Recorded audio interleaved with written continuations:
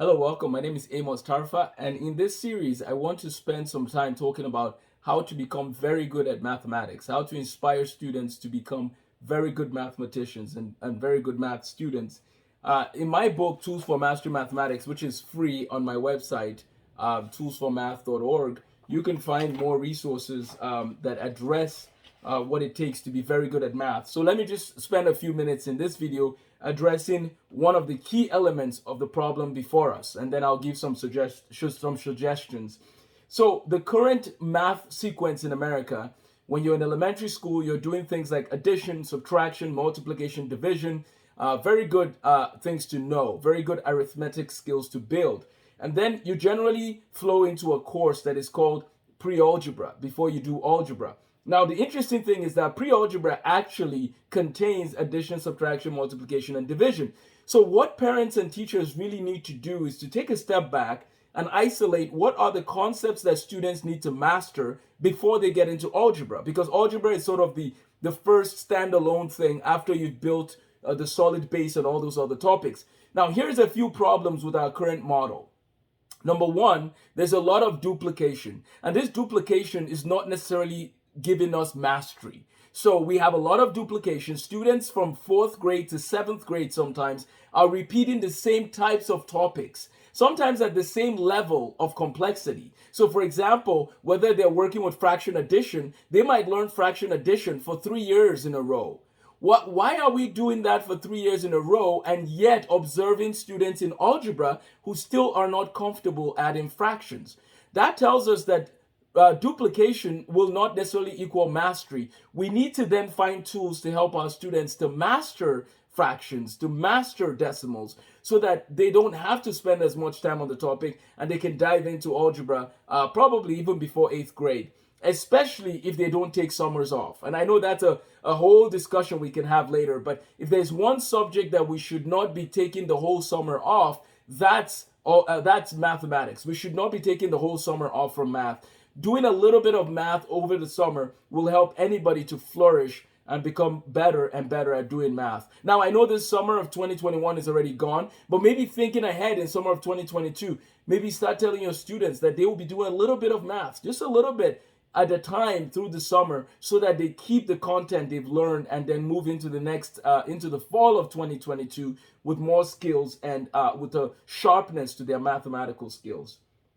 So let's look at some solutions. I want to talk briefly now about the transition between elementary school math and pre-algebra. So the main thing students need to understand, one of the main things, is the importance of digesting those math facts that they need in their elementary school days. So we're looking at things like multiplication facts.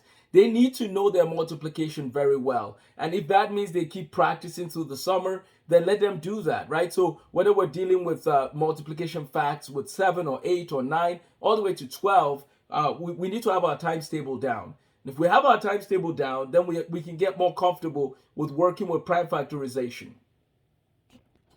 So you have your prime factorization after you've mastered your multiplication. So you have multiplication and then prime factorization. So think of math like a house. The foundation is key. And in the foundation, we need to make sure that our arithmetic skills are solid, right? And then above that, we need to make sure that we are comfortable with prime factorization, prime numbers, taking numbers and breaking them down into the prime numbers that make up the number. And then finding the lowest common multiple, greatest common factor. Those are skills that we build up from understanding prime factorization. Why is all this important? Because if we understand prime factorization, if we understand multiplication and division, then we'll be comfortable working with fractions.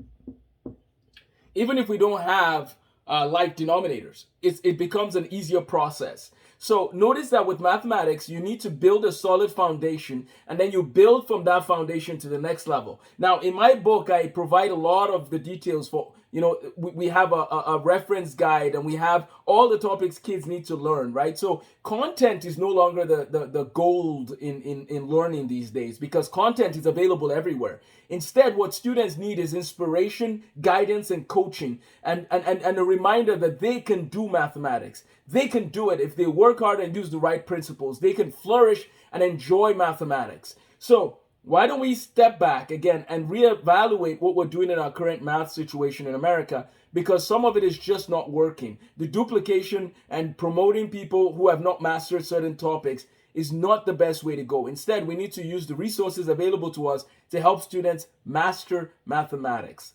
So in this video, I just wanted to address that a little bit in terms of the math education policy we have. And then I also wanted to introduce you to the idea of the foundation and then building on top of topics. Some topics require you to have a prior knowledge of something else. If you don't have that knowledge, then you will struggle with fractions.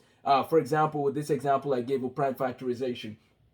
So I do have a full pre-algebra course where I discuss all the topics that students need for pre-algebra. That course can be taken by anyone in 5th grade, 6th grade, or 7th grade, or anyone who's ready to dive into learning more about fractions, decimals, and percents. And if you master the concepts in my pre-algebra course, you can jump right into Algebra 1. I also have an Algebra 1, Algebra 2 course that you can take, but you can jump right into Algebra 1, and that process will become more enjoyable because you will have the solid foundation you need to do algebra. So let's remember, in order to master fractions, we need to master prime factorization and lowest common multiple. In order to do those, we need to master addition, subtraction, multiplication, division concepts. Those will help us, those arithmetic concepts will help us to flourish in our study of pre-algebra and fractions. Please let me know if you have any questions or if you have any concerns about your child's math education. Let me know, and I will make more videos addressing ways to help your child become very good at mastering mathematics. Thank you very much.